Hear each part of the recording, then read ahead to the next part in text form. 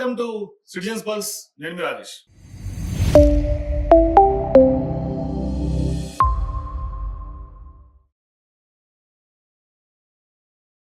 So Telangana రాష్ట్ర రాజకీయాల్లో phone tapping అంశం ఒక కీలకమైనటువంటి పరిణామం జరిగింది. ఆ కేసులో పంజాగుట్ట పోలీస్ స్టేషన్ లో 2 ఏళ్ల క్రితం నమోదైనటువంటి కేసులో చాలా సీరియస్ గా ఇన్వెస్టిగేషన్ రెండో సిట్ని కూడా ఏర్పాటు చేసింది తెలంగాణలో కాంగ్రెస్ పార్టీ రేవంత్ రెడ్డి ప్రభుత్వం. అయితే దానికి నేతృత్వం వహిస్తున్నటువంటి సజ్జనార్ ఏకంగా మాజీ సీఎం కేసీఆర్ కి తాజాగా నోటీసులు ఇచ్చారు. బిగ్ బ్రేకింగ్ గానే మనం దీన్ని చూడాలి ఈ అంశాన్ని.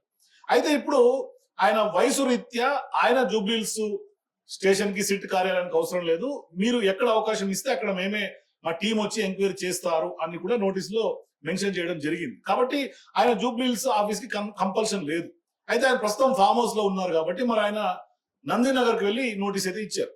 అయితే ఇదంతా బానే ఉంది. ఇప్పుడు నెక్స్ట్ ఎక్కడ విచారణ జరిగే అవకాశాలు ఉంటాయి రేపు మధ్యాహ్నం 3 గంటలకు అని చర్చ జరుగుతున్నటువంటి క్రమంలో మనకు అందుతున్నటువంటి సమాచారం ప్రకారం ఇప్పుడు ప్రస్తుతం బంజారాహిల్స్ పోలీసులు కొంత నందినగర్ లో ఉన్నటువంటి కేసీఆర్ గారి ఇంటి చుట్టూతా కొంత పర్యవేక్షణ చేస్తున్నట్టు కనిపిస్తుంది. అంటే వాళ్ళు పరిశీలిస్తున్నారు, ఇంటికి వెళ్లి పరిశీలించడం, ఆ చుట్టూతా ఉన్నటువంటి ఆ సరౌండింగ్స్, ఎక్కడ బ్యారికేడ్లు ఏర్పాటు చేయాలి, కార్యకర్తల ఫ్లో ఎక్కువగా ఉంటే ఎట్లా కట్టడి చేయాలి, ఇదంతా కూడా వాళ్ళు అబ్జర్వ్ చేస్తున్నారు. అంటే ఖచ్చితంగా వాళ్ళు ముందుగానే నందినగర్ లో ఉన్నటువంటి కేసీఆర్ గారి నివాసంలోనే ఈ యొక్క విచారణ జరిగే అవకాశం ఉంటుంది. ఇక్కడ ఒక క్లారిటీ మనకు వచ్చింది.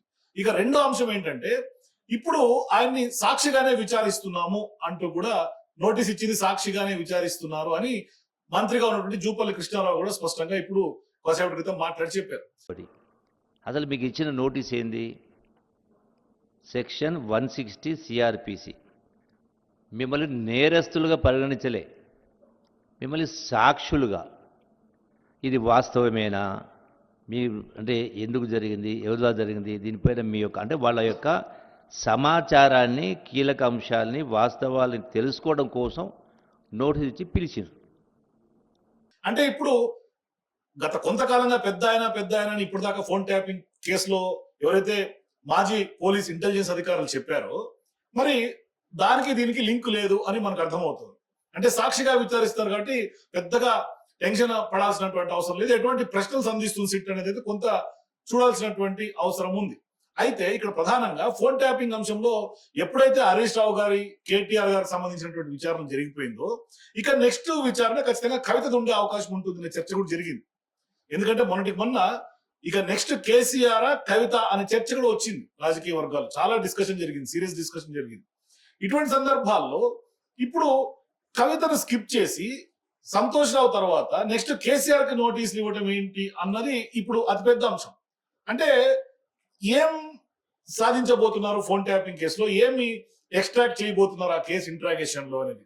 ఎందుకంటే సంతోష్ రావు గారిని అడిగినటువంటి ప్రశ్నలు ఏంటి అంటే నెంబర్లు మీ ద్వారానే వెళ్ళినాయట కదా అని. కానీ ఇప్పటిదాకా అందరినీ కూడా సాక్షులుగానే విచారణ చేశారు. అయితే బీఆర్ఎస్ పార్టీ ఒకటే చెప్తోంది, మాకు ఆ ఫోన్ ట్యాపింగ్ కి సంబంధం లేదు. పోలీసు ఉన్నతాధికారులు, ఇంటెలిజెన్స్ అధికారులు వాళ్ళ వృత్తి ధర్మంగా వాళ్ళు చేశారు, కానీ పార్టీకి ఎటువంటి సంబంధం లేదనే అంశాన్ని స్పష్టంగా గత కొంతకాలంగా పార్లమెంట్ ఎన్నికల నాడు నుంచి కూడా కేసీఆర్ గారు అదే మాట చెప్తూ ఉన్నారు. అదే స్టాండ్ మీద ఉంది బీఆర్ఎస్ పార్టీ. అది ఎటువంటి సంబంధం లేదని కొట్టిపారేస్తూ ఉన్నారు. మరి ఇటువంటి సందర్భాల్లో ఇప్పుడు మహేష్ కుమార్ గౌడ్ గారు కూడా టీపీసీ అధ్యక్షుడు ఉన్నటువంటి ఆయన ఫోన్ ట్యాపింగ్ అంశాన్ని నిగ్గు తేల్చాలని చెప్తున్నాడు. చాలా పారదర్శకంగా విచారణ జరుగుతోంది, సిట్ కి ఫుల్ ఫ్రీడమ్ ఇచ్చామని చెప్తున్నారు. కానీ ఆయన కూడా గతంలో మాట్లాడినట్టుగానే గతంలో ఆయన కూడా మాట్లాడాడు. కవిత గారు ఎవరైతే కేసీఆర్ గారు కూతురు ఉన్నారో ఆమె కూడా నేను విచారణకు వస్తాను ఆమె బహిరంగంగా చెప్పినటువంటి సందర్భాలు ఉన్నాయి. అయితే ఆమె నా ఫోన్ ను కూడా ట్యాప్ చేశారు, మా ఇంటి కుటుంబ సభ్యులను కూడా ట్యాప్ అయినాయి అని భర్త అనిల్ కుమార్ గారికి సంబంధించి కూడా ఆమె కూడా మాట్లాడినటువంటి సందర్భాలు బహిరంగంగా ఉన్నాయి. మరి అది అబద్ధమా, నిజమా, లేకుంటే ఆమె సాక్షిగా ఎందుకు పిలిచి విచారించట్లేదు ఇప్పటిదాకా అనేది $1 మిలియన్ క్వశ్చన్. అంటే కవిత గారి వెనకాల ఆమెని స్కిప్ చేసి ఇప్పుడు కేసీఆర్ గారికి నోటీసులు ఇవ్వాల్సిన అవసరం ఎందుకు వచ్చింది అనేది రాష్ట్ర రాజకీయాల్లో అతిపెద్ద చర్చ. ఎందుకంటే అధికారుల ప్రమేయం లేకుండా, ముఖ్యమంత్రులు, మంత్రులు ఆదేశాలు లేకుండా ఇంతటి భారీ స్థాయి ఉల్లంఘనలు జరగవనేది కాంగ్రెస్ పార్టీ యొక్క అభిప్రాయం, అభియోగం కూడా.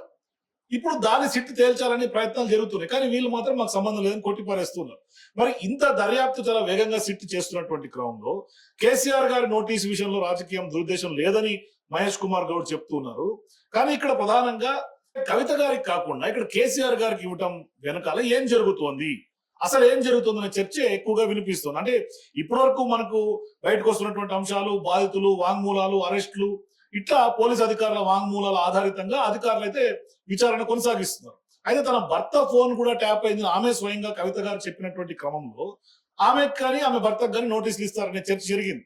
కానీ ఇది బహిరంగంగా చెప్పినప్పటికీ కూడా సిట్ అధికారులు ఎందుకు కవితను లైట్ తీసుకున్నారు, ఆ దిశగా ఎటువంటి ఆధారాలు ఏమైనా లభించలేదా, అందుకనే ఆమెను ఇప్పుడు పిలవలేదా, నోటీసులు ఇవ్వలేదా, ఆమె ఎందుకు విచారణ చేయట్లేదు? ఎందుకంటే ఆమె బహిరంగంగా నా ఫోన్ ట్యాప్ అయింది, నా భర్త ఫోన్ ట్యాప్ అయింది అంటే ఆమెను కాకుండా ఇప్పుడు డైరెక్ట్ గా కేసీఆర్ గారి దాకా వచ్చి ఎందుకు విచారణకి నోటీసులు ఇచ్చారు అనేది కీలకమైన అంశంగా మారుతుంది. అంటే సిట్ టీం ఎందుకు కవితకు నోటీసులు ఇవ్వకుండా అన్న అంశాల మీద ఇప్పుడు చర్చ అతి పెద్దగా రాజకీయ వర్గాలు జరుగుతోంది. అంటే ఇప్పుడు ఎందుకంటే ఇప్పుడు కేసీఆర్ గారి ఫోన్ ట్యాపింగ్ సంబంధించినటువంటి విచారణ కనుక జరిగితే ఇక అక్కడతో ఇక ఎంక్వైరీ సెక్షన్ క్లోజ్ అయిపోతుందా అనేది కూడా చర్చ ఉంది. ఎందుకంటే ఫోన్ ట్యాపింగ్ కేసు అనేది 2024 మార్చి 10 నుంచి కూడా సుదీర్ఘంగా కొనసాగుతోంది విచారణ. ఇప్పటికి సజ్జనార్ గారితో పాటు రెండో సిట్ ఏర్పాటు చేశారు 9 మందితో కూడినటువంటి బృందం ఇది. మరి సజ్జనార్ గారికి కూడా టైం బౌండ్ డెడ్ లైన్ ఈ ప్రభుత్వం పెట్టినట్టుగా కూడా చర్చ జరుగుతుంది. ఇటువంటి సందర్భాల్లో కవితను ఎందుకు స్కిప్ చేశారు? ఎందుకంటే గత కొంతకాలంగా కవిత ఏం మాట్లాడినా, బీఆర్ఎస్ పార్టీ మీద సీరియస్ అలిగేషన్స్ చేసినా బీఆర్ఎస్ పార్టీ పెద్దగా పట్టించుకోవడం లైట్ తీసుకుంటుంది. కేవలం హరీష్ రావు గారు ఒకరే కొంత కౌంటర్ చేస్తున్నటువంటి సందర్భాలు ఉన్నాయి. కానీ ఆమె మాట్లాడినటువంటి మాటలను కాంగ్రెస్ పార్టీ వాళ్ళ సోషల్ మీడియా దాన్ని ఓన్ చేసుకుంటున్నట్టుగా మనకు సోషల్ మీడియా పోస్టులు చూస్తే అర్థమవుతుంది. కాంగ్రెస్ పార్టీకి సంబంధించినటువంటి వరుస పోస్టులు. అంటే ఇక్కడ కవితకు కాంగ్రెస్ పార్టీ ఏమన్నా మద్దతు ఇస్తుందా అనే అంశం ఒకటి కీలకంగా మారుతోంది. అంటే గత కొంతకాలంగా మహేష్ కుమార్ గౌడ్ మొన్న ఢిల్లీ చిట్ చాట్ లో కానీ అంతకు ముందు కానీ కవిత గారు మా పార్టీలోకి జాయిన్ అవుతాము అంటే కొంత బ్రేకులు పడ్డాయని ఆయన స్పష్టంగా చెప్పడం. అంటే కవిత గారు కానీ కాంగ్రెస్ పార్టీ కానీ రెండు కోయలెటెడ్ పాలిటిక్స్ ఏమన్నా ఇక్కడ తెలంగాణ రాష్ట్ర రాజకీయాల్లో జరుగుతోందా, చేస్తున్నారా అనేది అర్థమవుతోంది. ఇక్కడ దానికంటే కొంత ఆ యొక్క చర్చకు ఇప్పుడు కవిత గారిని స్కిప్ చేసి కేసీఆర్ గారికి నోటీసులు ఇవ్వడం వెనక అది కొంత బలం చేకూరుస్తుంది ఆ వాదన. మరి నిజంగా ఎవరెవరిని బలం చేకూరుస్తుంది, అంటే ఎవరెవరికి మద్దతు ఇస్తున్నారు, ఎవరెవరి ద్వారా రాజకీయం చేస్తున్నారు అనేది తెలియాల్సినటువంటి అవసరం ఉంది. భవిష్యత్తులో ఖచ్చితంగా తెలిసే అవకాశాలు కూడా ఉంటాయి. ఎందుకంటే కళ్ళు మూసుకొని ఎక్కువ కాలం పిల్లి పాలు తాగలేదు. అందుకనే ఇప్పుడు కవిత గారికి కాకుండా కేసీఆర్ గారికి ఎందుకు నోటీసులు ఇచ్చారో అనే చర్చ అయితే ఊపందుకుంది.